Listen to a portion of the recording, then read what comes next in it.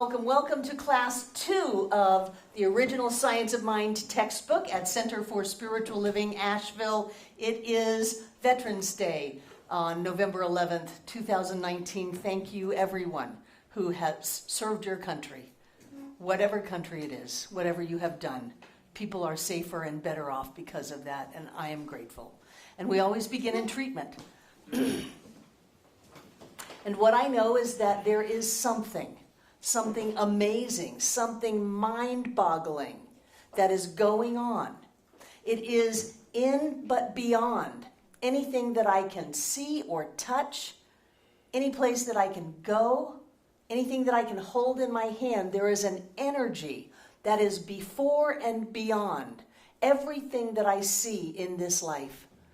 I can call it spirit or God. I can call it the divine creator, the absolute source. All of those are just words for this idea. What I know is that it's intelligent, that it is creative, that it's vibratory, that it is light and love and energy. And I know that whatever it is all that there is, which means that everything, everywhere, and everyone is created out of this one. And so I know for and about me that I am made of divine stuff. I am a spiritual being made out of spirit, that all that I am God is, and all that God is I am. And so I open to that greater awareness of me, knowing that I speak my word as the word of God, calling forth all of the power of creation into form at the point of my word right now. And I speak that word for and about everyone in the sound of my voice. I know that we are spiritual beings alive and well on planet Earth. I know that we are blessed. I know that we are healthy. I know that we are prosperous. I know that we are loved. I know that doors open for us and that we use the power of our thought and word to create lives that get better and better and better. And so with great gratitude for these teachings called Science of Mind, these eternal truths, with great gratitude for everyone who uses these principles, with great gratitude for Center for Spiritual Living Asheville and Ernest Holmes and everyone here, I simply release this into all that God is, all that Spirit is, because I know that Spirit is in it all, that God is all of it. As together we say, and so it is. Thank you. Thank you. So you had your first reading assignment last week in the original textbook. How was it? Or are you listening? Do we have listeners? Got a couple of listeners? Listening to The audio recording. Because you don't have to read it if you just go around with me in your head. I was looking at it on the computer. So those of you who are either listening to the audio recording or reading the book or the PDF, what do you think of it? Elizabeth, or Gwen. It's easier than the second book. You find it easier than the revised textbook? Much easier to understand. So far, it's not down into the deep stuff yet. But I don't know, I think you started off pretty deep. Who else? Do you have any questions about your reading? You're all just brilliant, right? No, we're waiting for the book to come in so we can buy it. Jane, you are more powerful than whether or not you hold a book in your hand. You, I bet, could create a book. You could. I have such great faith in you that I don't want you to give your power away to the fact that the books got lost in the California fire. Call one forth. Oh, okay. There, take your power back. If you want a hardback book to hold in your hand, I believe you can have it. Other people are happy with... What? What are you doing with that? Get up and get over here and give it to Jane. Look at the power of creation. Yay! These are the choices in life. We can either look at a set of circumstances and say, I can't have what I want because this thing happened. It's outside of me. I can't do anything about it. I didn't make the California fires. I didn't get the box of books lost. I don't have my book, and I'm just gonna bemoan my fate. Or we can say, I am a powerful, creative, spiritual being, alive and well on planet Earth, and I am choosing to have a book in my hand, even though it looks like there is no book. I am going to set my intention and claim that book, and inside of what? 10 seconds, Wow. there is the book. These are the choices that we have every day, all day long. Whether or not we're going to give our power away, or whether we're going to take our power back. So thank you for that wonderful lesson in using the principles of science of mind on an important but not earth-shattering event. But then all of these little things in our lives add up to make our life. So we might as well have the little things come together the way that we want them to. One of the things that is so important about this teaching and this class in particular is really to get at a deep level that we are the same thing that God is. That whatever God is, we are, and whatever we are, God is. That God is not a guy up on a cloud outside of us with a robe and a gold G and all of that stuff. That the universe is in balance and harmony, and that what is true for spirit in the absolute level must also be true for us in the relative level. So let's take a peek at that. We've got the absolute, and we've got the relative.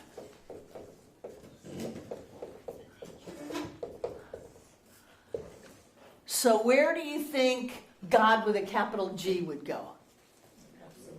In the absolute. The absolute, needing nothing other than itself. The relative, on the other hand, is in relationship to other things. It is relative. So where do you think we would go? In the relative. So I'm just going to use his gender-specific pronouns, and it's man. The important thing, don't give your power away, Jane. Claim it back. You can put a WO on that if you want it. There you go. So the thing is that there really is no difference between the absolute and the relative. We have, on the absolute level, we have the threefold nature of spirit.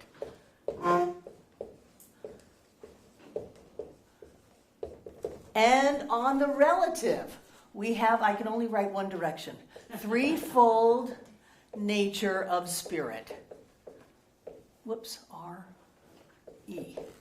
And what that is, does anybody know what that is from your reading?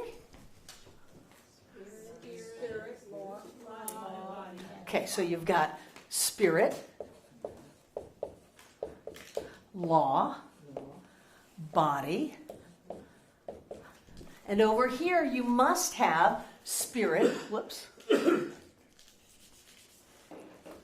I'm ahead of myself, spirit, law, and body.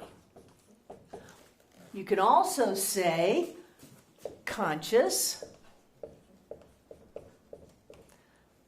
subjective, form. You can also say cause, law, effect. And you got to say it over here. You got to say conscious, subjective, form, or cause, law, and effect. The important thing to realize is that the same way that whatever that absolute cause is, creates universes, sunrises, space-time continuums, things on the really big side, we are creating our lives every moment every activity, every situation of our life, and we are using the same power. We are using this same power to create. Things about spirit. Spirit is the formless within which is all form. Think about that for a minute. The formless which contains all form. Let's say there's a circle without any circumference, and here's form. So you get rid of the edges of our idea of spirit, and this formless, which goes beyond time and space, beyond universe layers, beyond planes of consciousness, beyond anything that we can use our languaging to try to wrap our head around. It's bigger than all of that. It contains form. It is the limitless that contains the idea of limit. But the idea of limit is within us. Spirit, Emerson said, there's nothing great or small to the soul that maketh all. And in Science of Mind, we say that at the level of spirit, there could be an idea of form, but there's no sense of limitation to it. How did he say that? Outline. That there can be an outline, there can be a thought, but in the level of spirit, it doesn't matter whether it's a mountain or a molehill. That the only one that's able to differentiate size is us. And so when we think, wow, that's too hard to demonstrate, that's too much, that's impossible, then we're the ones who are placing the limitation on that demonstration, not spirit. Spirit can only know. If we do a treatment and we know absolute vibrant health, we know that this circumstance has worked out for our highest and best and that only good can come from this and that we are blessed, then that is the only thing that spirit can know. Spirit can't argue with us. Spirit can't debate whether or not this is going to happen. The only thing that spirit can do is know. And the knowing is instantaneous and complete. There's a couple of ideas that Ernest talks about that used to drive me crazy. It took me a couple of decades to really wrap my head around it. And he talks about this idea of inductive and deductive reasoning. And inductive reasoning is analyzing. 2 and 2 is 4. Did anybody see Rain Man? Remember when he was walking out of the restaurant and they dropped the toothpicks on the floor and he said 396. He just knew how many were there. He didn't have to stop and count them. He didn't have to stop and add them up. So the difference in excuse me. Yeah, we didn't want that on microphone. The difference in our thought process on a conscious level is that oftentimes we have to debate it. We have to think, well, is this really possible? Do I really think that this can happen? I went for a second opinion and they both said the same thing, so this must just be set in stone. That's us. When we move into spiritual mind treatment, we simply know. We know the unchanging truth that health and wholeness is the only reality. We don't have to know how it's going to happen or why it's going to happen or convince ourselves of it happening. We just know. And at that level, that manifestation occurs. It's when we stop to try to think things through and convince ourselves that we start to go astray. The great thing about the threefold nature of spirit on the absolute being the same as the threefold nature of spirit on the relative is that there is no size difference. There is no, it's just like I used to laugh and say, well, God can handle the sunrise, but your problem is too big. The whole time-space continuum of gravity and life and form and the molecules flying around that are not smashing into each other and blowing us to smithereens. The very fact that we can sit here is such an amazing miracle. That is handleable, but not your job interview. not the letter from the bank, not this purchase that you want.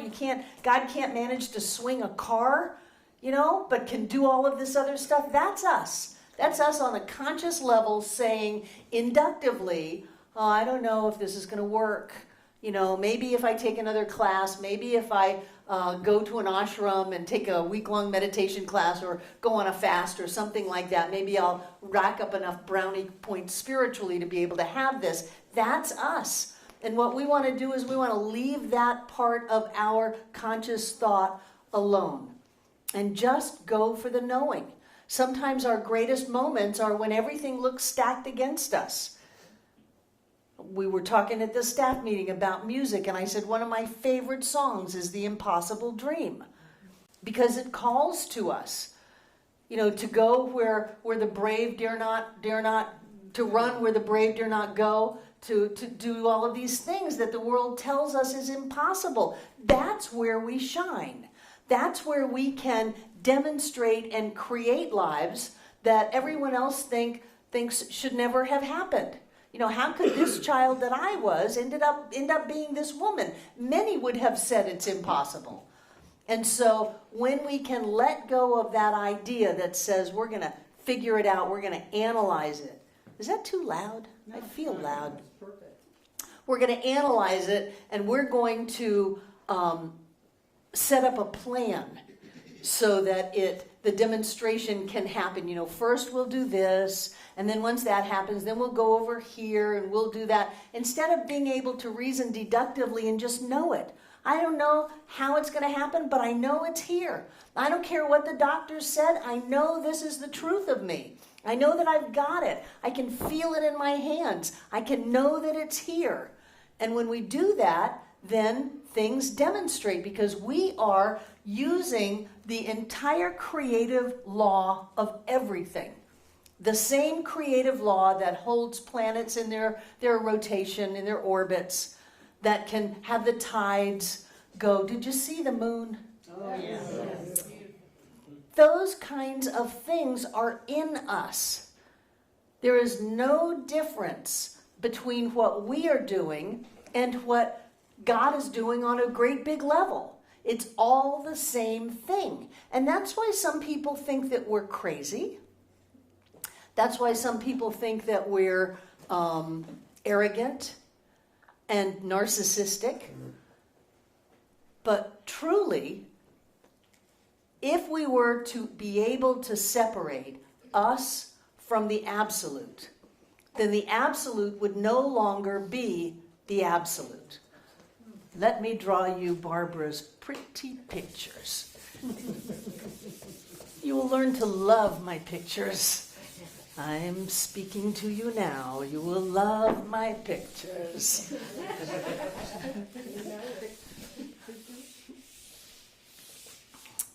So, here we've got, I had to remember what I was talking about. Here we've got the absolute. And remember what both Troward and quantum physics says: in order for there to be a unity, it must exist in its totality at every point simultaneously. So like, I believe it was Voltaire, God is a circle whose circumference is nowhere and whose center is everywhere. Catholic priest. So here we have the absolute. And then I want to go and play a small game that says, oh, God is this amazing thing, but I'm not. I don't have that kind of power. I don't have that kind of freedom. I don't have that kind of ability to come to planet Earth and live an amazing life. I'm just going to hold back and play small and try to be safe and be miserable. I'm going to be outside of the power of spirit. Now, once you have the absolute and me on the outside of that, if that were possible, which it is not, but if it were possible, we would no longer have the absolute. Time and space would not continue to hang out. Everything in form would have blown up, and there would be no one left to have the conversation. In order for an absolute to exist, It must exist at the point of you and at the point of me, in its totality, at every point, simultaneously. Not you get a ticket a week from Thursday and you get a little hit of it next Tuesday. It's all here. And when we can start to get a handle on that, we start to pay more attention to what we are doing with our power. We pay more attention to what we're thinking, to what we're speaking, to the choices that we make. We put more energy invested in how we respond to the world, whether we're going to give up our power over a book or whether we're going to take our power back and manifest out of thin air. When we start getting a hold of the little moments in our lives, we start building a foundation that is unshakable to where things can happen and we just know. And people say, well, how do you know that? I don't need to know how I know it.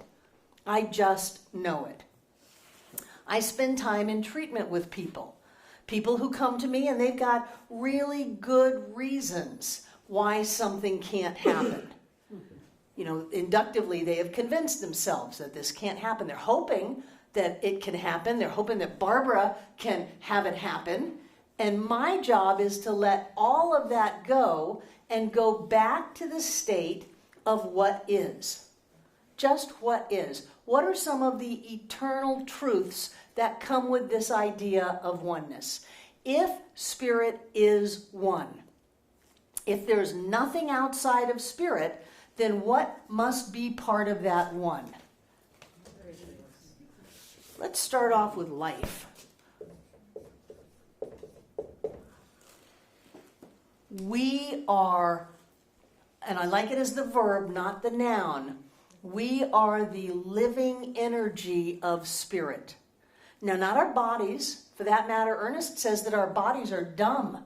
Our bodies don't have any intelligence in them at all, which I kind of find hard to accept because I know how smart our bodies are. But he says, no. Your conscious thought is directing subjective mind, and that is directing your body. So you think your body's got all these smarts because it pumps your blood and digests your food and breathes and does all of these things. But once your energy of self is removed from the body can't do anything.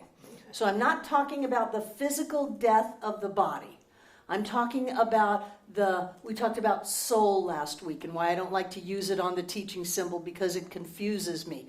We're talking about that soul level. Ernest calls it instinctive man. I don't really like that phraseology, but he says it is that energy that we came into this life as, and it is what heals our body and keeps us going and what creates all of that. So I would like to call that soul. That I feel more comfortable that that's my soul. My soul is enlivening my body. My body does what it's told on both a conscious and a subconscious or subjective level. Now, when I tell my subconscious or subjective something enough times, it gets embedded in my consciousness. And then I don't have to think it anymore. Think about some of the things that you've told yourself enough times that you don't have to think about. Oftentimes it's not pretty. Oftentimes we use this amazing gift of free will to program our subconscious mind for limitation and fear and I can't, I shouldn't, it'll never happen, impossible, that's that kind of thing. And we have to consciously retrain ourselves by rethinking what we want to have experienced in our lives over and over and over again until it goes down into us enough that it changes that, and then that becomes our default. So that if someone sneezes, instead of going, oh my God, it's flu season and they just got germs all over me, it's no, my body's healthy. I don't care about that. Germs don't rule me. I am the ruler of my body and my experience, and I choose health. And that becomes our default. When something comes in the mail, we don't go, oh, this is terrible. It's, wow, this is great. I don't know what it is, but I know that only good comes into my experience, and I've programmed myself to have that. And so it does. So when we have the experience of what appears like someone dying, like Lissa just did, then some of us may want to go to, well, really, is life eternal? Is life an absolute? And just because the physical body is laying down doesn't mean that the spirit is touched at all. For that matter, I believe that there's a level of freedom when we get out of this physical form and we go up into the light and into the energy of higher levels of creation. And I believe we come back down into another lifetime, because I've been in plenty of experiences in this life where I've known I was here before. And I've known people who walk particularly into this door, and I've gone, I know you. I don't know where I know you from, but I know you. And I have that experience. So personally, I believe in the experience of reincarnation until we graduate from human form, and then we go off to something else because life is eternal. Ernest didn't believe that, but he had very poor reasons. His reasoning for not wanting to believe in reincarnation was that no one was ever going to get him into diapers again. He had some unresolved issues about that. So even though the physical is laid down, that energy that we are, that spirit, that soul, whatever you want to call it, that light being continues to go on. And you've had other things die in your life. Haven't you had relationships die? Haven't you had businesses die? Yeah. Homes that you thought you'd live in forever? Experiences that you thought were set? Things in physical form come and go. But that is because they are at the level of effect, of body, of form. And forms come and go, but the cause to that effect never changes. So up here we have spirit, cause, S-E. It's only one letter, two letters, Barbara. It's an S and then it's an E. And so we get so caught up down here thinking, well, I had, $10,000 yesterday and now I've got $10. What in the world happened? Well, form changes. Things change. Every moment you're taking in nutrients and air and food, and then you're letting stuff go that you don't need. If your body didn't do that, you would keel over dead in 3 minutes. Form changes. People come and people go. Money comes and money goes. Opportunities come and opportunities go. Life is a changing form on this level. But the important thing to get is that on a spiritual level, that never changes. It never changes. RJ. I'm trying not to take you off course, but I'm going back to life where we think about our bodies as smart, but it's really that spirit energy within us, and I start thinking about the animals and the plants, and we think how smart these plants are, they're communicating with each other, but it's that same spirit. There's no difference between that spirit and that flower and myself. Right. Right. There's no difference between spirit as the flower and spirit as you. That's one of the precursors to enlightenment. Yes, Kathy. There's a movie, I don't quite know it might be called The Flight of the Bumblebee, and I think it has Elijah Wood in it, but basically he has some kind of disease, but they don't tell him. And everybody's like, he's going to die, but he doesn't die because he doesn't know he has it. And so it just really reflects what we're talking about here, because if you don't know you have a disease and nobody tells you that you're going to die, you probably won't. Well, but that's dealing with only the conscious mind. And the conscious mind is a wonderful rudder for the subconscious mind or the subjective mind. And if someone at a soul level is demonstrating illness, even if other people don't tell them, there's a high probability that they know. When the ER doctor came into Lissa in the emergency room and told her that she was diagnosed with stage 4 ovarian cancer, he looked at her and said, but I think you already knew that. And she said, yes, I knew that. So even though she had never gone to a doctor and no one had ever said that, she knew that. So I don't want to give all of this power away to whether someone is saying something to me consciously, but often when people do say that, especially if they have a white coat and a chart and big pieces of paper, and they say that, they bring so much power with that verdict that we give all of our power away to it.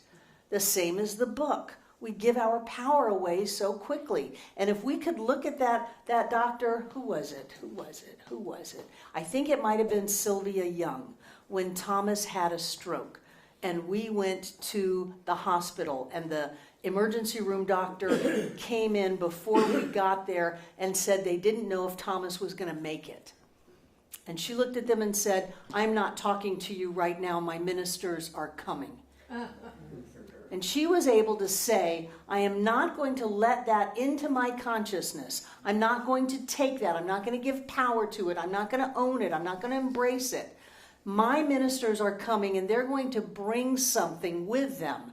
That knowing beyond the appearances, beyond what the doctors are saying, that knowing of truth that never changes, that health and wholeness is a constant.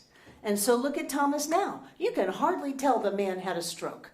You can hardly tell that because we took control of that right away.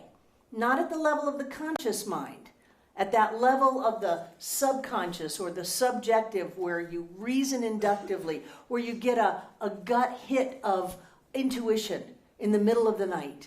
I'm amazed at how many people Sunday woke up at 5:35 and thought of Lissa.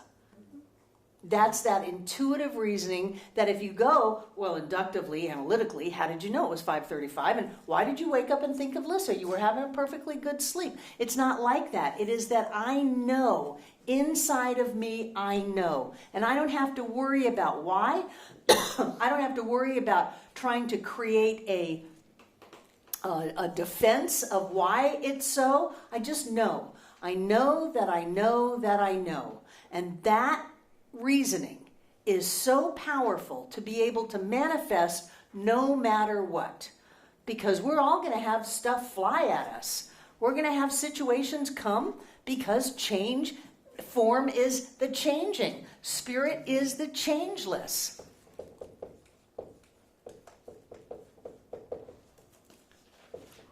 This is the change.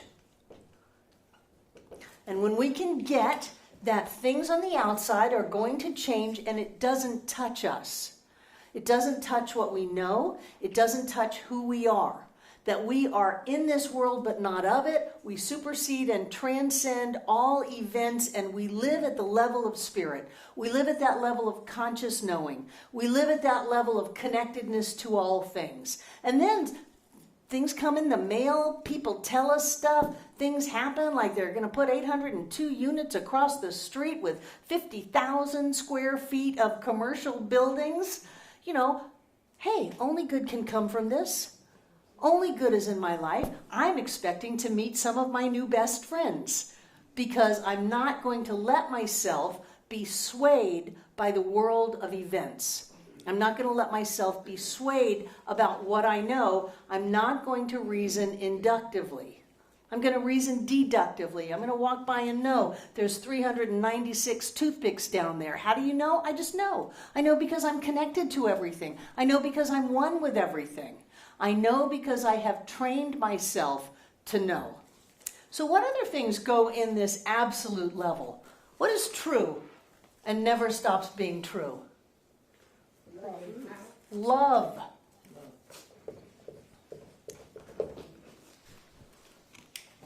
Have you ever felt all alone? Yes, of course you have. Was that the absolute truth? No. How could it be true if you are connected to all that is? Rocking Bear used to say, feeling alone in this life is like going outside and tying a rope to a tree and pulling on it and yelling at the tree, telling it to let you go. The one who's holding on to it is you. So feeling alone, we through free will can feel alone. We can feel unloved. I mean, I've had some relationship breakups where I felt very unloved. I had my son fly 4,000 miles away from me to go live with his father, and I felt that that was a very unloving experience for me. So we can create the feeling of unlove up here because we're reasoning inductively. We're going, this person said this to me, this person did this to me, this happened, therefore that means that I am unloved. But the truth is that love is a constant. David Mark. I don't think inductive thinking belongs up there. No? No, inductive thinking belongs down with effects. Okay. Okay, I'll put it down here. Because we're using the world of form to convince ourselves of what is. Right? Right. Plus, spirit does not think inductively. No, spirit cannot. I was thinking of a point of our conscious awareness. No, but I mean, for that very reason, it doesn't belong. You're right, it belongs down in body. But when we convince ourselves that the world of effect is real, then we've moved out of this oneness and this absolute that is our, for me, it's my mojo. For me, it's that part of me that tunes me and tuned in, tapped in, turned on, in the flow, connected, knowing. When I can go to what are the eternal truths of life. Someone I love passes, they're not gone. Life cannot be killed. Life can only live in a different form, but still live. Even though it feels like I am not loved. That is me making stuff up. Because remember last week we talked about free will. Because we have free will to take this amazing power of the entire universe and instead of expand into it, contract it. Because we have the ability to have limitation. And we have the ability to have lack in our creation. But that all happens down here in the world of effect. And so what we want to do is we want to get to that space, connect with that space where we know. We know and we know that we know. God is all that there is. We are a spiritual being having a spiritual experience. All is well. Only good can come from this because I am loved and supported by the entire universe. That whatever it is we're telling ourselves. And we tell ourselves that and tell ourselves that and take these thoughts and put them into our unconscious, subconscious, subjective. I like the word subjective.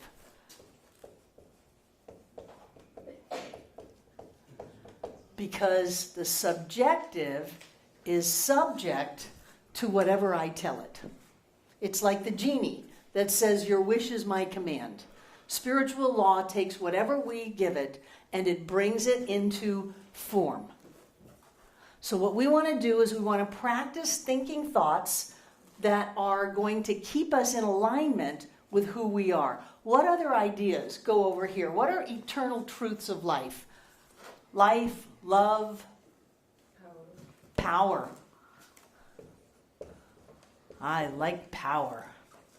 I like power because we are so often at choice as to what we're going to give our power to. And we give it away, hither and thither and yon to all kinds of things. The light turned red. I prefer to think that I have legions of angels watching my every step.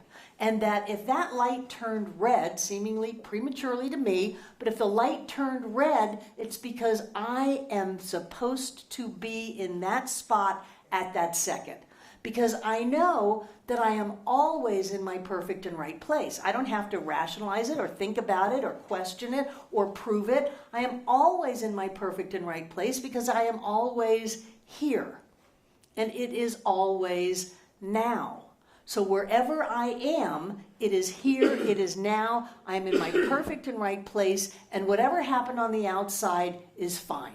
Because I know who I am. And I don't need to know that had I been 60 seconds down the road that there would have been a possible accident that I would have been involved in, and by me not being there, it didn't happen. I don't need to know that. I just need to know that all is well. That all is well. And I know that because I get that the power and the presence of God itself is what I am. And that used to scare me. Does that scare anybody? It's a little scary to think that I command the same energy that causes galaxies to be formed. I have that.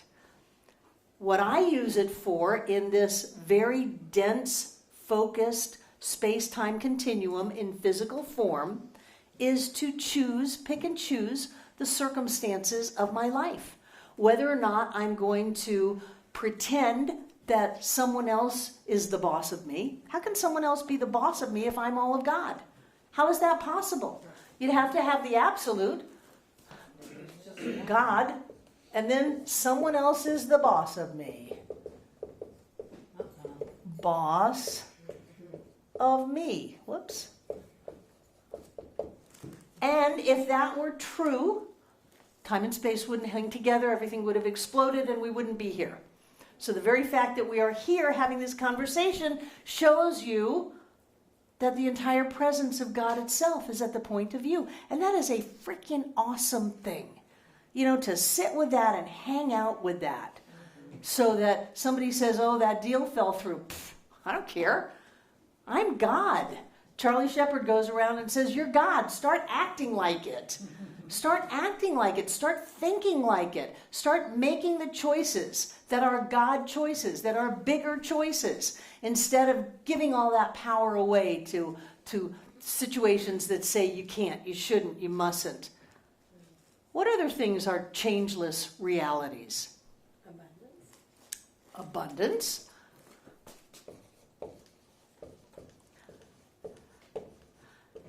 Kathy is here from Johnson City. She watches us online.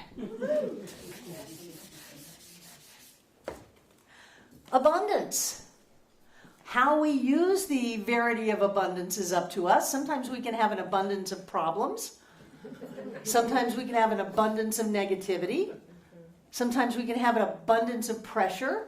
But that's our power of choice to use abundance. The truth is that we're in an ever-expanding universe, and whatever God is beyond this universe. Whatever God is way beyond anything we can imagine, because you don't have an end to infinite or absolute.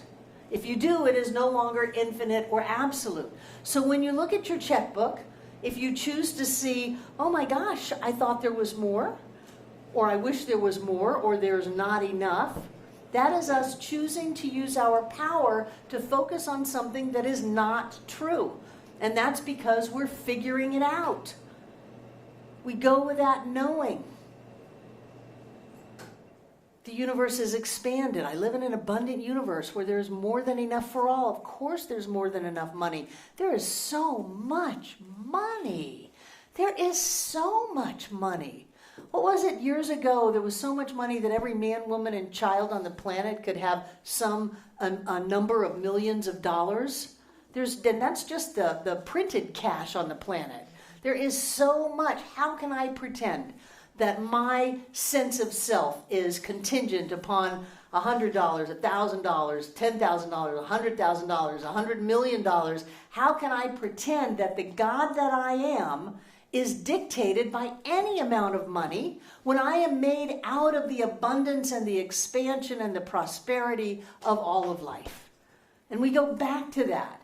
And we go back to that as we program it into our subconscious or subjective mind, to where that becomes our default, to where we don't go into the wailing and gnashing of teeth and wringing of hands and what am I going to not pay, and what was we used to do is to send the electric bill to the phone company, and the phone company would send the check to the electric company, and then would say, oops, buy ourselves another week. Or you go to when we had credit cards, go to the credit card company and pull out cash and quick take it and put it in our bank account to cover the check. So you see some people going, oh yeah, I did that. No, we don't have to finagle it. What we do is we know, and we know that we know, and then amazing things happen.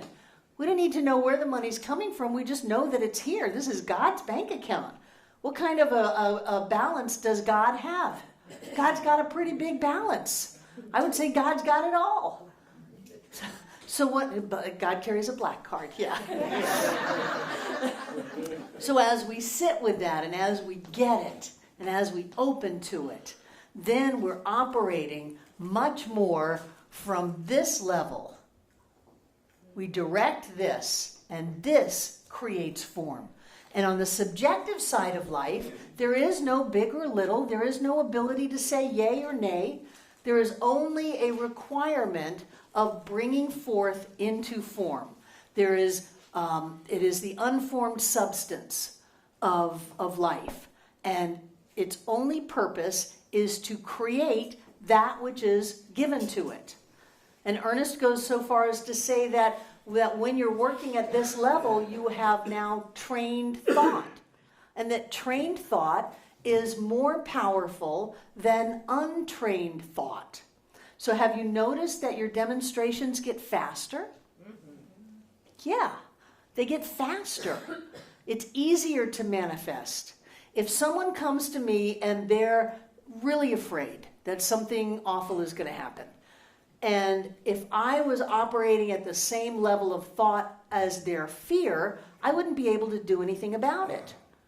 But it is my clear, trained knowing that all is well, that everything is fine, there's only life and love and joy and peace and all of those wonderful things, that's all that's going on here, then that manifests in their life. And often, they get the respite and the reprieve and thank you. And without doing their own reprogramming, without doing their own thinking and learning and changing their thoughts and words, that they'll go around and recreate something like that again. And after they come to me the second or third time, that's where the teaching comes in. That I'm not just a vending machine where you put in a token and out pops a treatment and your problems are solved. That's not my highest purpose in life. My highest purpose in life is to get you in this room so that we can change the way we live. So that we can go back to this idea that says, I know who I am, I know the truth about life, all is well. I claim that right here and right now, and a book manifests in my hand in 10 seconds.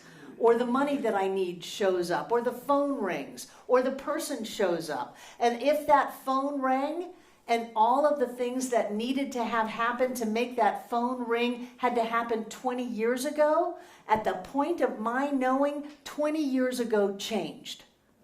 And all of the activity in the last 20 years to have that phone set to ring at the point of my knowing happens. Because time is an illusion. There is only now, and in this now moment, I can change not only the future, but I can change the past. Think about that for a little while. Think about the implications of that. If we could change the past, I want to go into a little share if I could turn back time. I believe we can change our own personal past. I believe we can change our collective past. Personally, I think that this experience on planet Earth is probably some kind of a I don't want to say trial because it sounds too punitive to the old anthropomorphic God. I believe that we volunteered to show up here and that we are working on some kind of a project. We'll say project, not experiment, because that may bring in some ETs. That this is a project. And I think the end result of the project of our experience on planet Earth really is peace and joy and love and health and happiness for all. But I think one of the ways that it's going to demonstrate is that the entire past history of humanity has changed to where what was once trauma and illness and war and devastation and pain, because of our now moment, whenever that now moment is, it changes. And that at the end, we have created a utopia, which is where we all know that we are spiritual beings, that love is the only reality, that of course there's always more than enough, and there never was that old manifestation of the limited beliefs held by humanity. That is just Barbara Waterhouse. That is just my personal idea of what life is about. That we have come to progress in consciousness, and the end result of that is going to be that everything up until now changed. You don't have to believe that. I don't care. I'm not invested in your belief. But think about it. If we can change the past as easily as we change the future, and quantum physics says we can, if I know that I've done that because I've reframed certain experiences that happened to me from, oh, this is terrible, to, wow, I learned a lot and I'm so glad that person left me because now I'm free. You know, I've reframed all of that to growing up the way I did gave me my moxie, and I'm pretty much not afraid of anything. I've reframed that and I've changed that past. If I can do it, and if you can do it, why can't we do it? And how quickly does consciousness take hold and spread from one of us to another? At the speed of light, at the speed of thought, and there's now only this now moment, so there's no speed involved at all. It just is. That's what I think. That's my thinking stuff. Jane. Yeah, I've been working on that project with my father, and what I have decided, or what's happening, is that in the past, the story was that he damaged me physically, and I have evidence, bad neck and this and that, of that happening. However, I've been working on just forgetting that particular story and looking at the present moment, without all those memories. And oftentimes I just don't, it doesn't bother me to think of the past anymore. Great. Yeah, so Great. it's just something to work on, and then just let it drop out. Just let it drop It's not out. real. Let the thoughts of limitation and abuse and pain and victimization drop out. That's exactly it, right. And in the present moment, it's not there. Right. Because you don't hold it in you. You are reprogramming your subjective mind. Fine. You are. Yeah. You are. And that is going to affect your physical body. Yeah. I bet your neck doesn't hurt as much as it used to. Oh, yeah. Oh, no, it doesn't really. See? It doesn't. How is it that the thoughts that we think change how our body is? It's because we are the ones putting those thoughts and that energy into something. We call it the subjective, we call it the unconscious, we call it the subconscious. Ernest said when you think a thought, it goes somewhere because it comes back as a memory. It's somewhere. You pulled out a filing cabinet and pulled it out, some days faster than others, but it's sitting somewhere and it's doing something. And so when we change that subconscious belief system, oh, I was done wrong, I'm a victim, I'm frail, I'm hurt, to, I'm just going to drop it. Then the physical body changes. The body of our affairs change. Everything changes. Karen. Kathy. You're fine. That reminds me a lot of, he talked about suggestion, and that reminds me, you hear a lot that psychiatrists will maybe inadvertently plant a memory in somebody that they were abused or something happened to them, and it didn't actually happen, but they get that suggestion implanted so strongly that they will have false memory of it Right. happening. And so if you can make somebody have a false memory of something that didn't happen and them have the trauma of that, I mean, it makes sense that you can reverse that and take a prior trauma and program your mind that... You don't want to move to Asheville from Johnson City? I do. Will's working on it. We're working on it.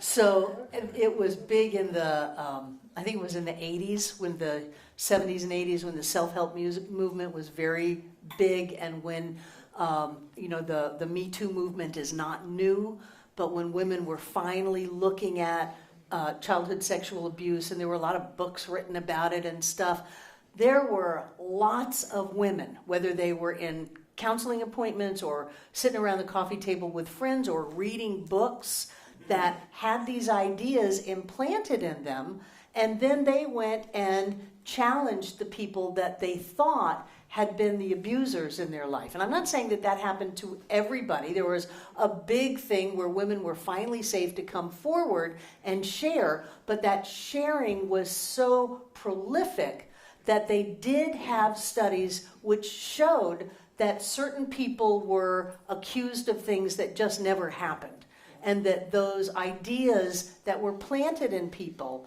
took hold and grew a life of their own, and had physical experiences and had vivid memories and things like that. And so it's very important to be mindful about what we're putting in our subjective, and if it's something, even if it was true on the physical, how important is it for us to hold on to? Is this a releasing and a freeing and a healing? Or is this a holding on of a story that keeps us small and helpless? Did you have your hand up, Marla? No. David Mark? Yes. The relative is actually an effect, Mm-hmm. and it is within the absolute. Mm-hmm. We, in essence, come from the absolute. We probably think from the absolute, but yet we live within the relative time and space. So that in essence we are a connection, an avenue between the absolute and the relative. We're the ways and the means by which the absolute, in essence, becomes the relative. Mm-hmm. Absolutely. Yeah. We are spirit. We're the means through which spirit manifests itself out of itself into form as us. And why? People have different ideas. To have a greater experience of itself. I don't know, but whatever it is, you are right. And if we can find that bridge inside of ourselves, we can be untouched by the world of the relative, by the physicalness of everything. And we can go back to that place where we are absolutely clear about the absolute, that is us. Spirit is me now. I'm not a little piece of spirit. I'm not a bad piece of spirit. I'm not a helpless piece of spirit. I am all that God is right now.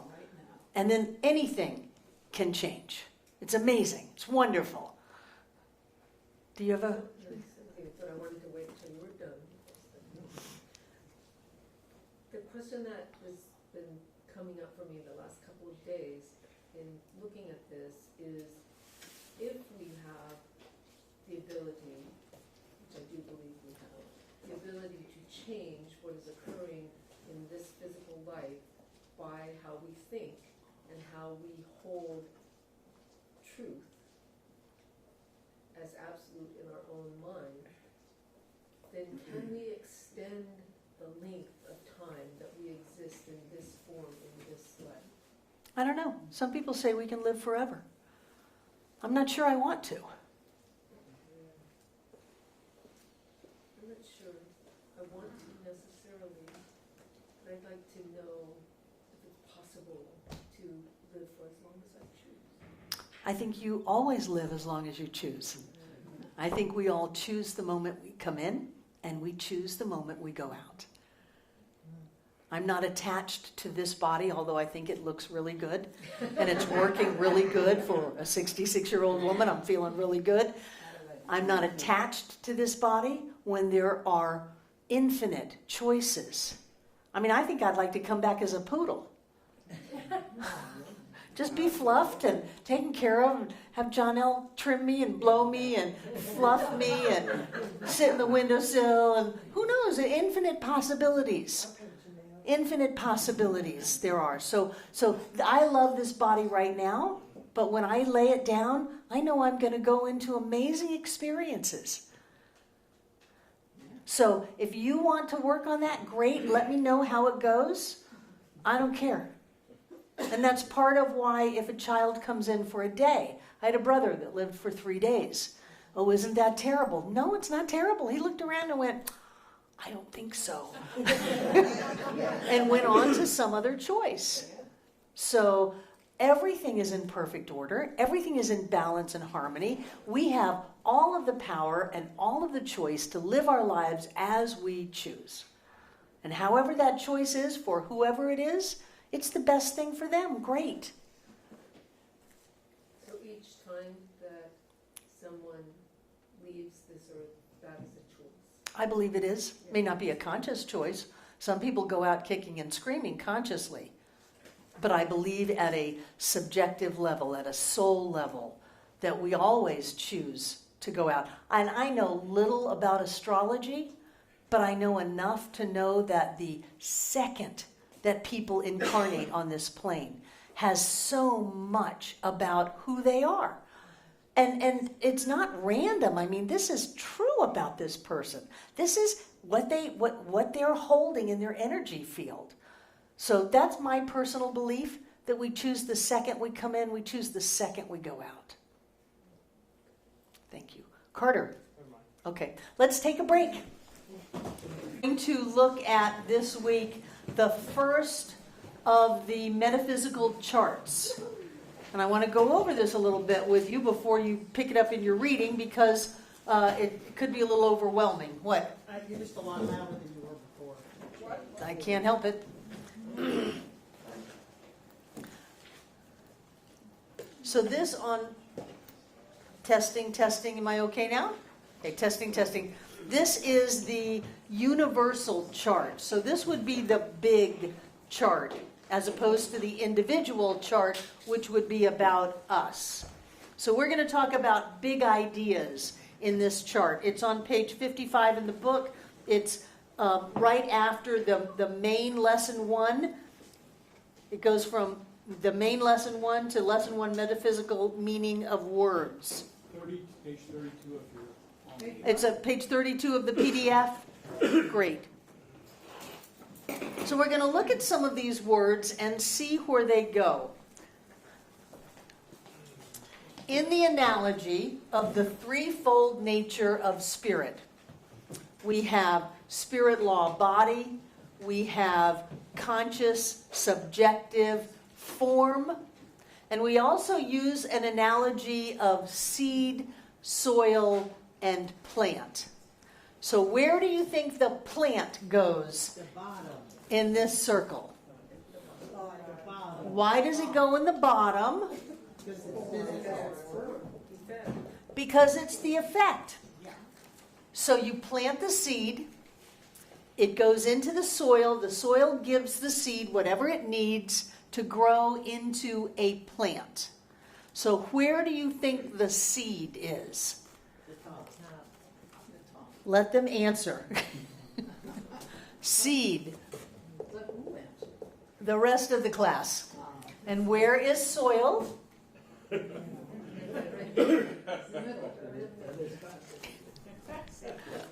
Soil.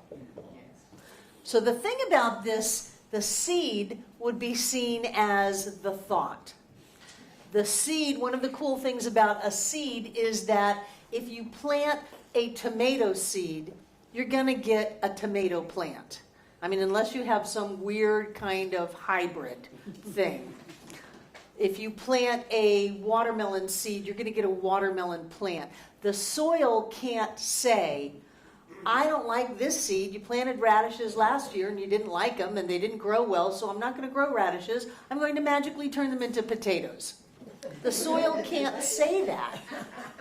And this is an important point. The soil can only take what you give it and grow it. Now, if you till the garden and you don't plant it and the winds bring a bunch of weed seeds, then the soil is going to grow a big patch of weeds. Have you ever done that? You got ready to plant and something happened and it just didn't happen, and then the next thing you know, you've got all these weeds. You could have just as easily had enough vegetables to feed the entire neighborhood, but weeds got planted.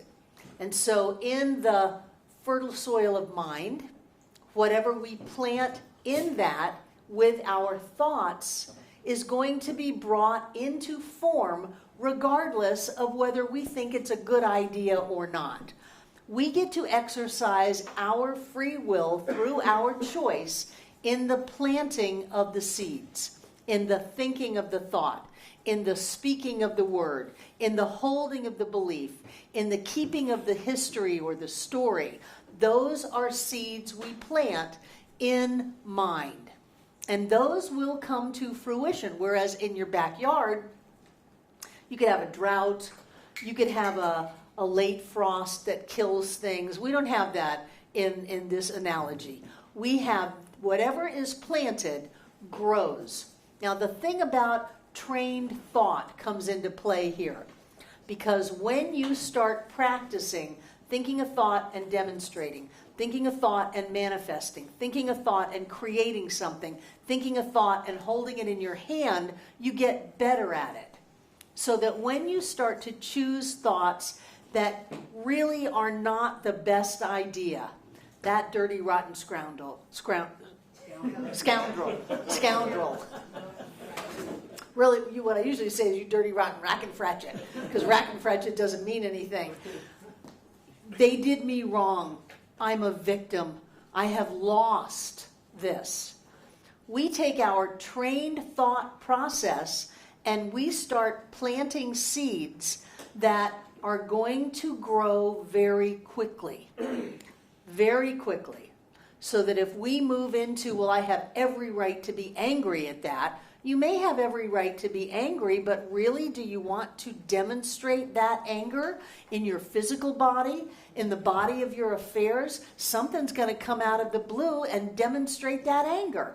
And I've had people say, I got in a car accident and I traced it back to where I really let myself go on this one thing, and the next thing I knew, my car was totaled. So we want to become very mindful. And I don't want to scare you, but I want us to be smart about this. When we learn to use our thought to create our experiences, and when we practice that over and over and over again, we get better and better and better at it. And it becomes more and more important for us to be careful that the seeds that we plant really are what we want to harvest in our lives. And so we may have every right to be angry, but maybe it's a better choice just to go back into love. Because love is one of those eternal truths, and anger is an effect down in the emotional body, down in the body of our affairs, and that's going to come and go. One day we're not going to be angry anymore. We may be dead, but we're not going to be angry anymore. Well, life is eternal, so our brain may be dead, but we're off to other things, and we're just not angry anymore. And so, in the meantime, we harvested a lifetime of bitterness, of upset, of victimization, and we had to live that. So maybe as we get smarter spiritually, we can look at that and go, everybody would say I had a right to that anger, but I'm not going to do it. I'm not going to go there because I don't want to plant those seeds inside of myself and then literally have to eat them. I don't want to do that. So keep in mind how powerful you are, and that whatever it is you are planting, you can grow in just like that and demonstrate in your life. Bill. In our bodies that we are in now, our thoughts are electrochemical events, and those electrochemical events can be felt throughout your body in the same way that you feel anger, like sometimes in your stomach, and you'll feel it like just as a physical thought, as a physical thing. It is. It's those cells responding to the thought, to the chemical Of course. that you produce. Yeah, and so thoughts of resentment create arthritis. Those things are, victimization creates cancer. These things are documented. So it's important that we don't do that. And all of Bruce Lipton's research that says you can take any cell, it can be a sick cell or a healthy cell. You can take a really sick cell and put it in an environment that is healthy and nurturing, and it will heal. You can take a really healthy cell and put it in a toxic environment, and it will get sick. And some people think, that means that I have to eat a certain way or drink certain waters or breathe certain air. No, we have to think a certain way, because you're right. Our conscious thought is directing an entire chemical factory in our physical body, but not just our physical body. It affects the bank accounts that we have. It affects the stock market. It affects our neighbor's dog. It affects everything. Our thought and the seeds that we plant, we end up living in so many ways. And so the smarter we are, the more we can stop and breathe and say, do I really want to harvest this seed, or do I want to plant a different seed? Bill.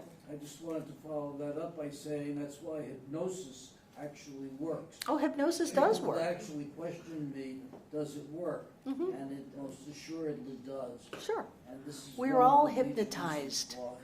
We're hypnotized into thinking that we're separate, that we're alone, that we're powerless, that we're not good.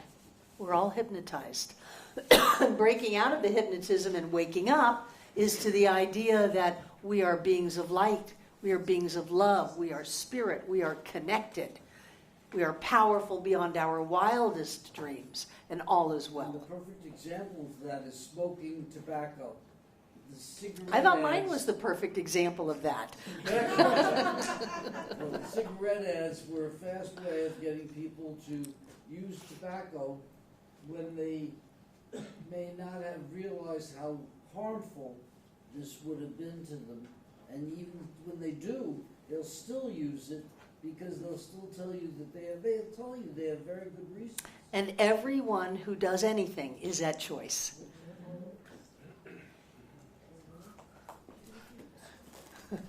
Okay, spirit. So when you get to this, you don't have to know all these words. It'll make you crazy. Pick some ones that are meaningful. The spirit, the soil, the seed, the soil, and the plant, for me, is very meaningful, and it's very clear. I am constantly planting seeds in my subjective mind, and it can only bring those forth into form. So if I plant a seed that I don't want, it's incumbent on me pretty quick to rip it out and to plant a different seed. I think this is where people get the idea of karma. But they forget that you can change your karma at any moment simply by setting new karma in motion. Any effect to a cause can be changed by a new cause.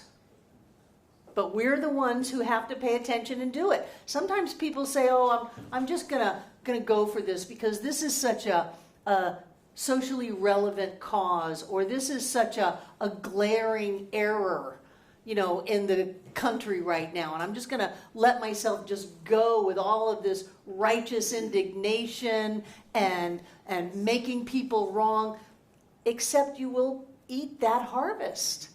It will be manifest in your physical body. It will show up by money somehow not staying with you or not finding you. It affects your relationships to go around.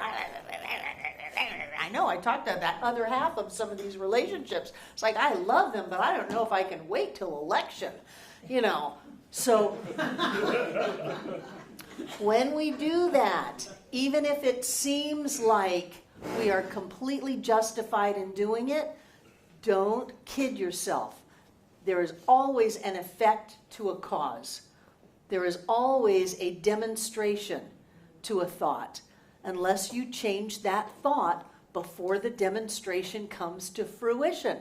So sometimes people say, wow, do you really want to live that? Did you hear that? Do you really want to live that out? Do you really want that showing up in your mailbox or knocking on your door? Because if you don't, it's important to catch it before it does show up, before the diagnosis happens, before something that you don't want happens. So, where would cause be? What? Top cause. And where would effect be? Whoops. God, I'm just not good at this. EFFECT. Effect is at the bottom, and down on the bottom is change. Not spare change, the process of change. And at the top is changeless. I don't know if there's an extra E in there or not. No? Yes. Yes, good, thank you. Okay, whatever it is. So, where would a blind force be? What does that mean? What is a blind force? What is a blind force, Breezy? I don't know, that's why I asked you. A force that cannot see. Blind. What does it mean? Like soil. Like soil. A force, that means there's movement, there's power to it, but it doesn't see what is going on. It just takes whatever you give it and acts on it. Another thing for this middle side might be servant. Is that right, or is it an E? That's right. Oh, good. I like to think of my subjective mind as a slave that just says whatever it is you want. I don't question it. I don't ask anything about it. I only give it to you. What do you want? You want this? Here it is. You want that? Here it is. You want more?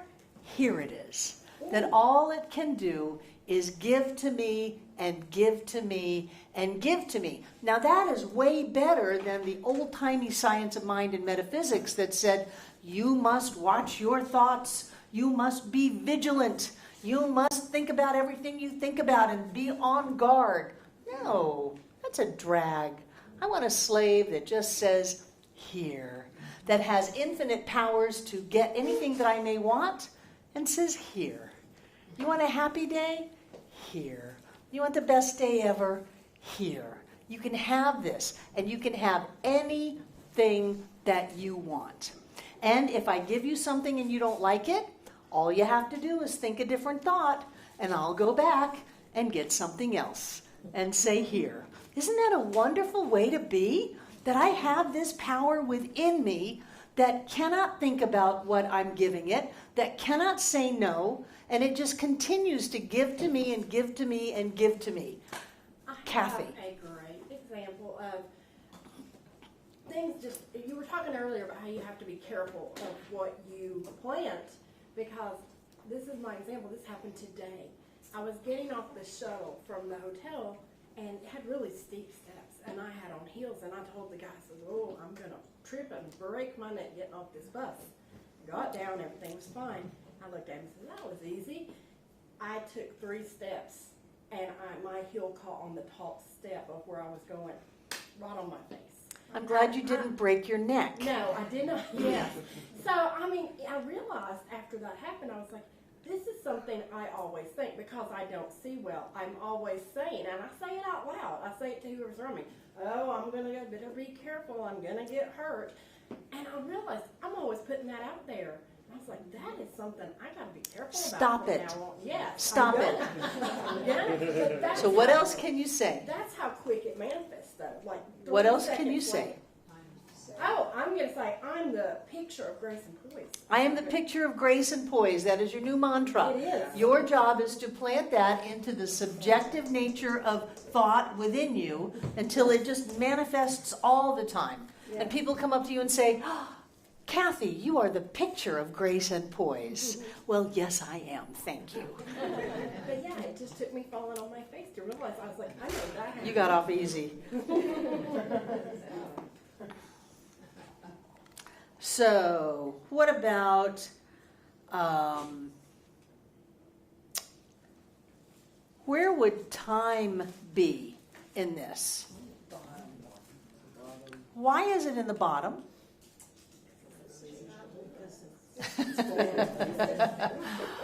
Because it's not real. Because time changes. Tick, tick, tick, tick.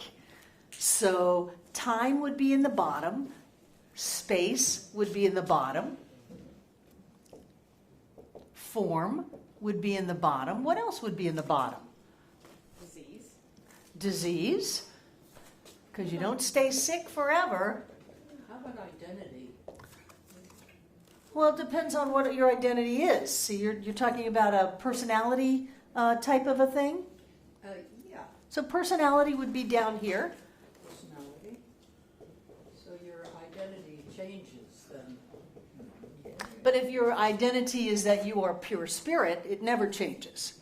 So it's your interpretation of the word identity, which is why I wanted to take it to personality. Okay. What else would go in the bottom? Body. Money. What'd you say, Breezy? Body. Money. Body. And this would be your physical body, the body of your affairs, you know, your relationships, your money, anything that's in your physicalness, your job, your career, your family, all of that. Now, family might be in the bottom, but where would love be? Top. The top. Carter. I think this must be some kind of, like it's a metaphor or something, but I'm looking at it on PDF and it has cinema pictures in the middle. I don't know, you know? Cinema pictures, it says. So- Maybe like images in your mind.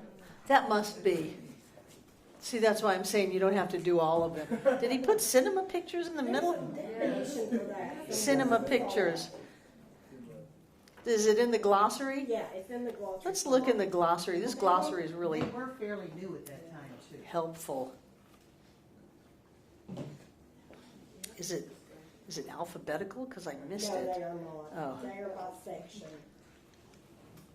Somebody find cinema pictures? Means that it is the medium of all thought forms. Okay.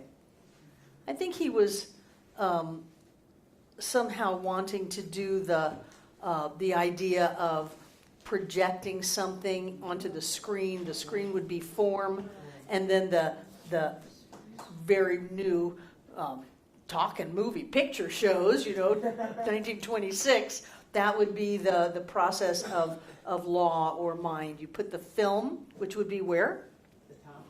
The top, the thought, the film. You run it through the projector, and that would be where?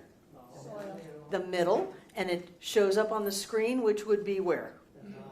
The bottom. So that I'm guessing that's what he meant. And it also says they're seeing more about this on psychic phenomenon. Yeah, they left the psychic stuff in this book. I like it. So what else would go in the middle?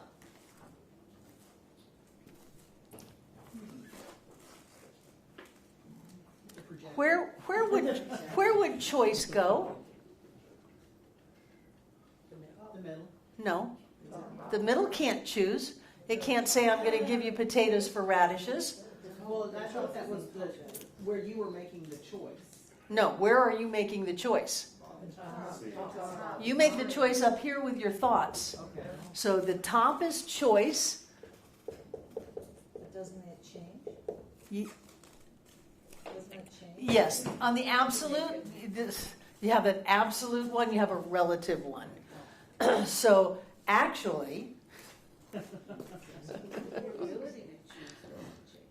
thank you.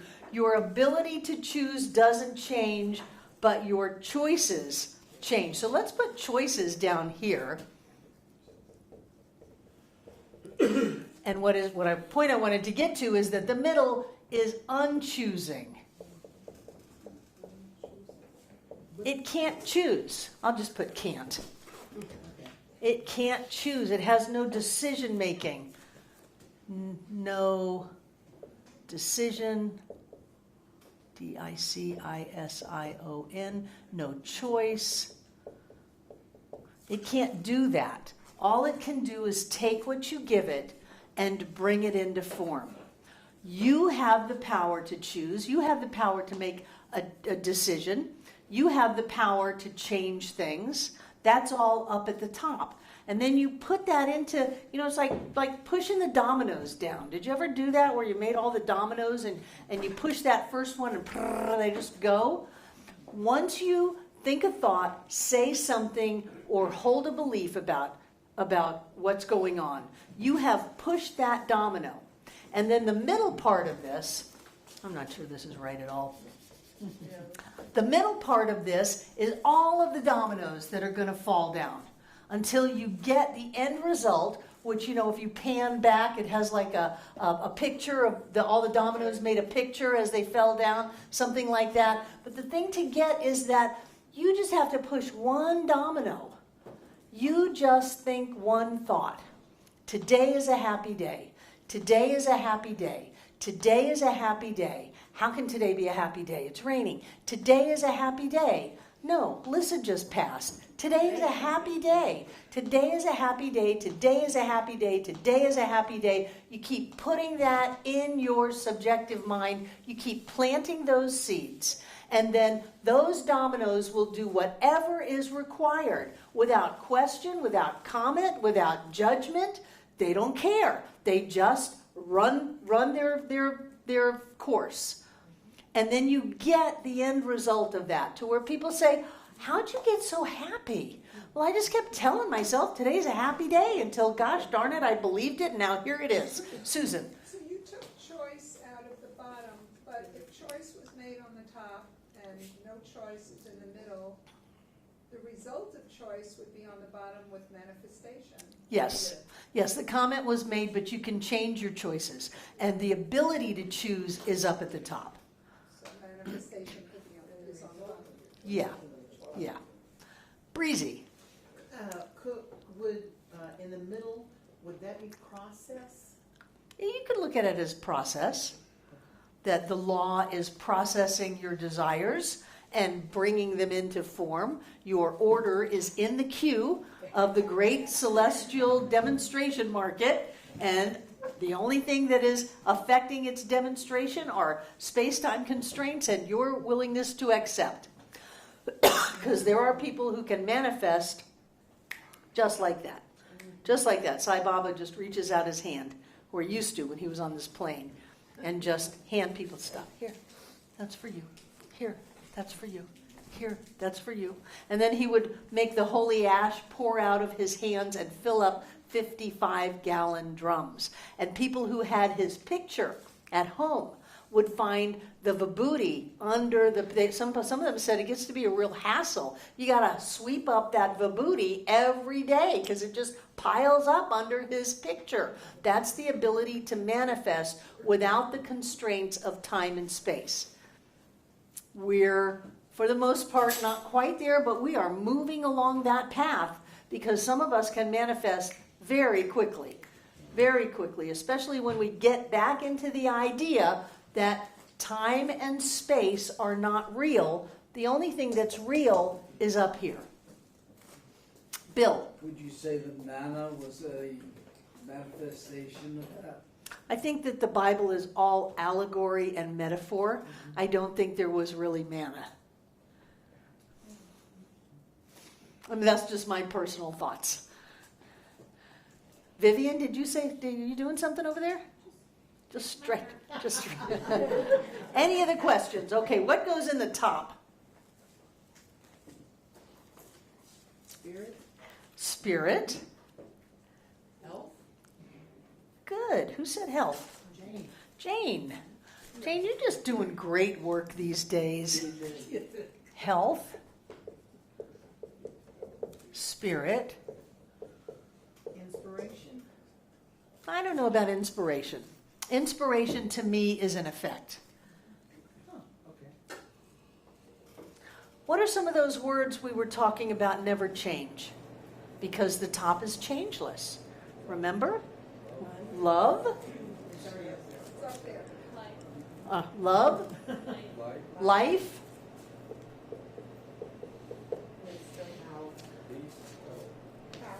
Peace, power, wisdom, beauty, joy, love, light, wisdom. All those go at the top because they don't change.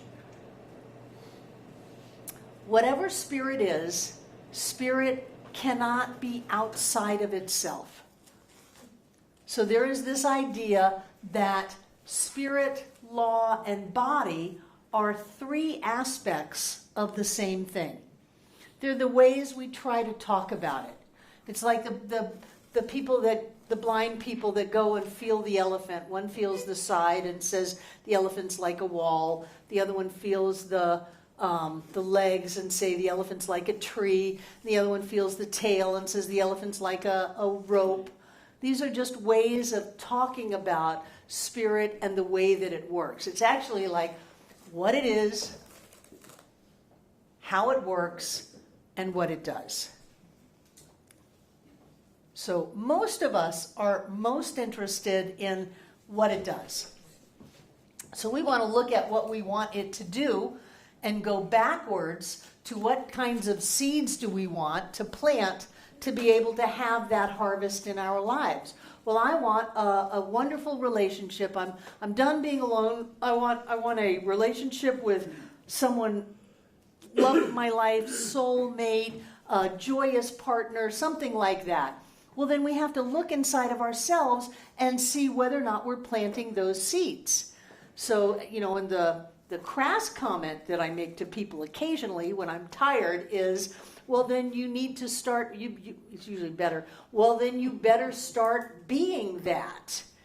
Because you can't be a cantankerous old rack and fretchet and then complain that you don't have any close relationships or love and joy and all of that stuff in your life. You've got to bring that into the relationship with you.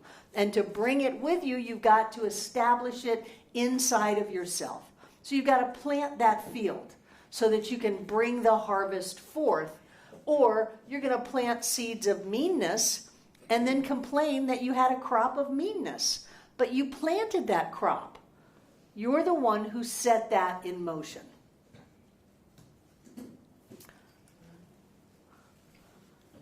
Jane. Joy. I forgot that. Joy. Joy is up there, yes. Yeah. So we've got the omnis up top. Omniscient, which is all-knowing. Omnipresent, which is everywhere present. And omnipotent, which is all power. So all of the power, all of the presence, all of the wisdom is all in that top thing. But can you really keep it out of the middle? How can you keep all the power out of the middle? It's all different aspects. It's how we use words to try to describe that which we can't talk about with words. But we try to get as close as we can so maybe we can catch a glimpse.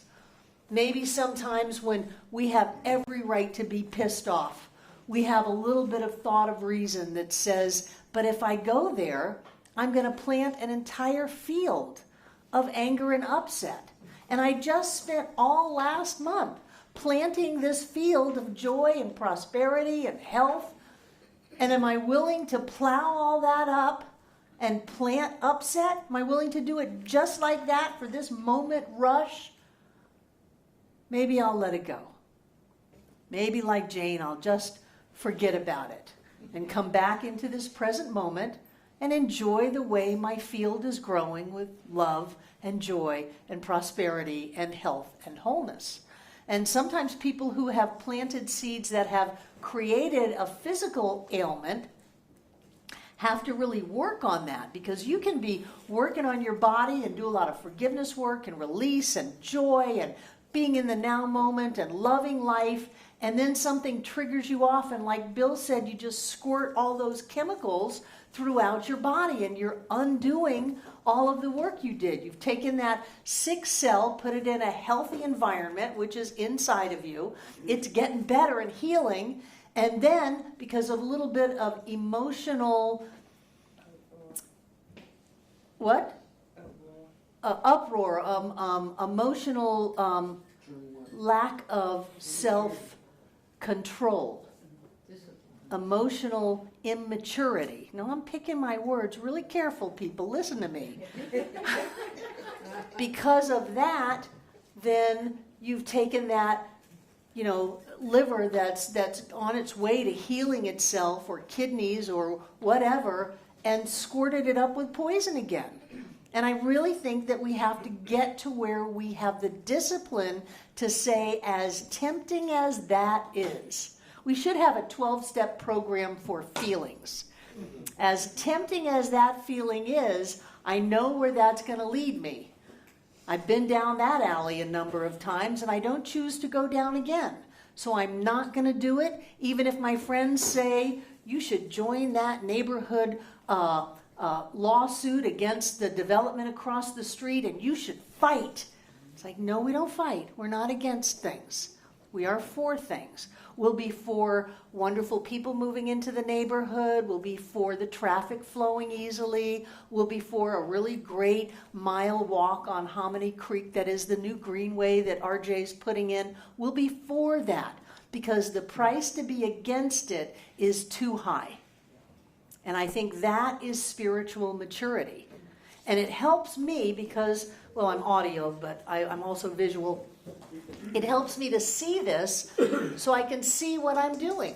What am I doing? Am I dealing down here at the level of effect? Am I dealing at secondary causation? Remember my wonderful quote about secondary causation? When you allow your purpose to be contingent upon any person, place, or thing. Where is person? Where is place? Where is thing? When you allow your purpose to be contingent upon the bottom part of the circle, you have descended to the level of secondary causation. Primary causation or first cause is up here. Secondary causation is down here. And that is the level of doubt and fear and limitation. So if you allow who you are in life to be contingent upon whether or not somebody approves of me, whether or not this deal goes through, whether or not this happened the way that I thought it was going to happen, then I'm screwed. I have descended to the level of secondary causation, and the only result from that is doubt, fear, and limitation. Because if you approve of me today, you're down in the changing. Are you going to approve of me tomorrow? Are you going to approve of me the next day? Because my whole self-worth is based on your approval. I'm going to be afraid. I'm going to be limited by that. We go back up to that awareness of the presence of Spirit in us, as us, is us now. I have the entire universe singing my praises. I have all of life, all of love loves me. I don't care if one thing happens the way I thought it would or not. I'm good. I'm solid. I know who I am. And then that manifests in our lives. So we want to stay up at the top level. Stephen. So on the top level, what sort of words would you use for money? For what? For money. Money? Prosperity, abundance, that all is well, that I always have more than enough to do whatever it is I choose to do, that I am free.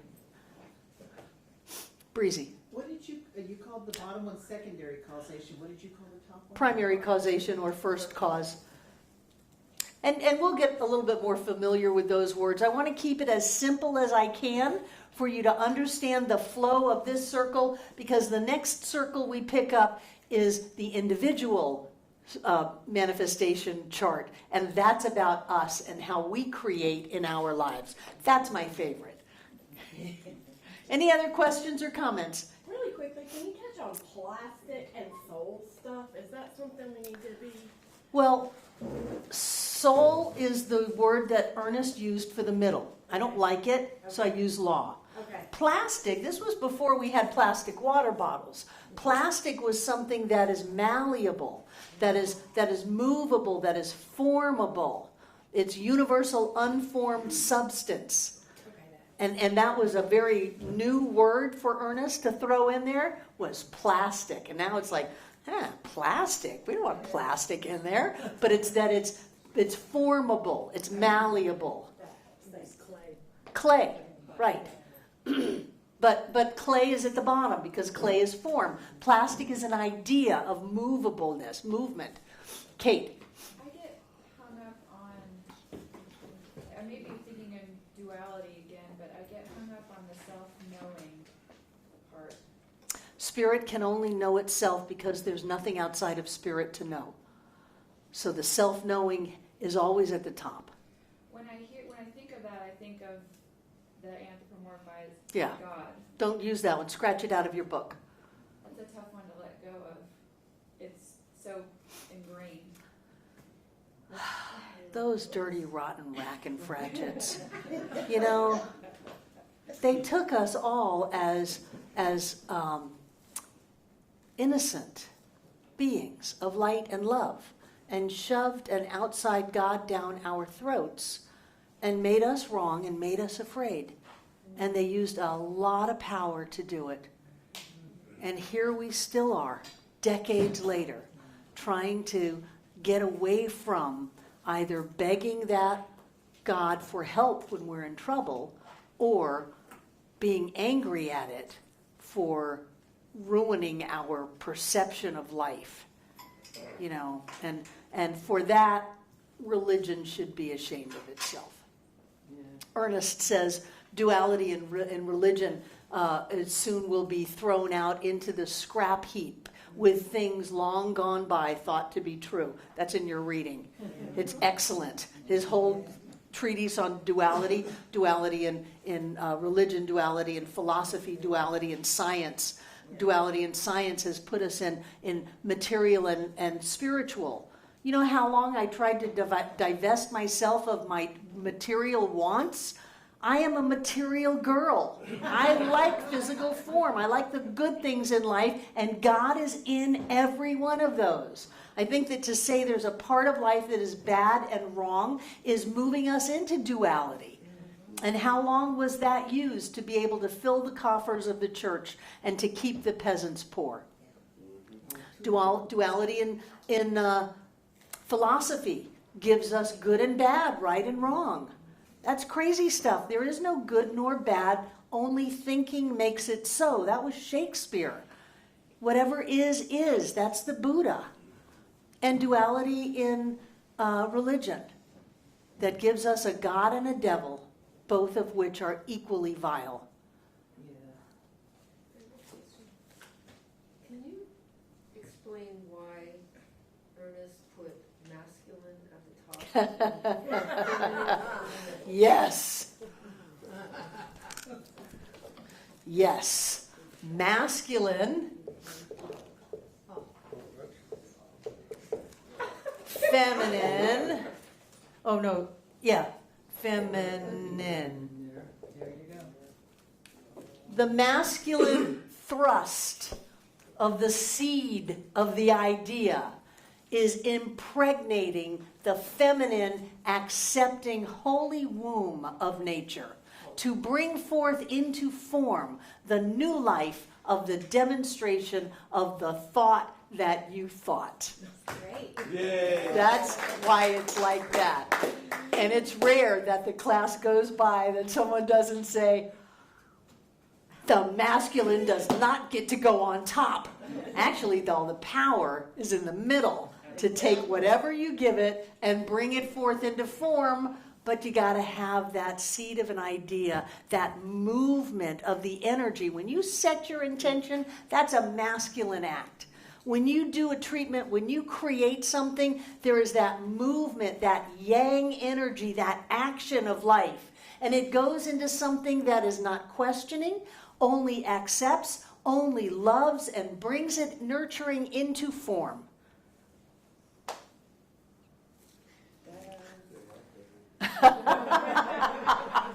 Okay. Thank you. Take out what you're going to give.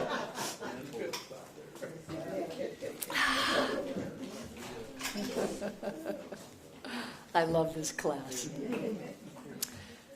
And so what I know is that spirit is the presence of all that is. Abundance, prosperous, blessing after blessing after blessing. That we come from the light. We are beings of light, and we live a life of light. We come from the love. We are beings of love, and we live a life of love. That is the truth of who we are right here and right now. And so we give this gift tonight, knowing our fullness and our prosperity in every area of our lives. We give out of the best of us, each one of us coming together to make this center for spiritual living Asheville all that it was ever meant to be. It is a place of peace, a beacon of light, a tower of strength, and a fountain of wisdom that touches the lives of all who call it home. And so it is. Thank you.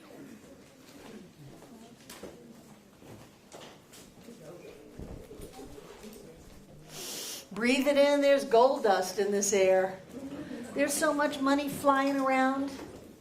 It is our job to open and to accept all of the blessings of this life. As we give this gift, it goes into the middle part of the circle. The spiritual law of the universe takes it and multiplies it back into form, into our lives. Always expanding and always growing. It always comes back more than we ever gave away. And so right here and right now, I know that everything in these baskets is blessed. That every time we give a smile, we let somebody into traffic, we open our hearts, we give a chance. Every time we give, that amazing energy of spirit as us pours forth. I see it as golden light coming out of each and every one of us, filling up this room from the floor to the ceiling and all between the walls. This air is rich and blessed with God as us.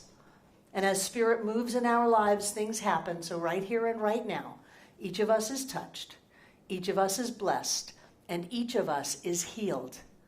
And I know that you can't lock this energy up, so it's got to go on out. It rides the beams of that full moon out there, and it travels around this world to touch and to bless and to heal every being on this planet. Always here and always now, blessing every one of us here tonight, everyone who has ever been here, and everyone yet to come. And so it is. Hi, I'm Barbara Waterhouse. And I'm John Waterhouse. Thank you for watching this message today. Through our website, cslasheville.org, we have over 1,000 messages, classes, and New Thought books, all to download at no charge to anyone. Producing this incredibly valuable collection of ideas is really making a difference in the world. It's changing lives everywhere. Please go to our website, cslasheville.org, and click the Donate button. You can support this life-changing ministry, and when you do, we'll send you a note of thanks and also put you on our daily prayers. By doing this, you're helping to raise the consciousness of people across the entire globe. We're changing lives together, those lives that are being more prosperous, more healthy, and more joyous.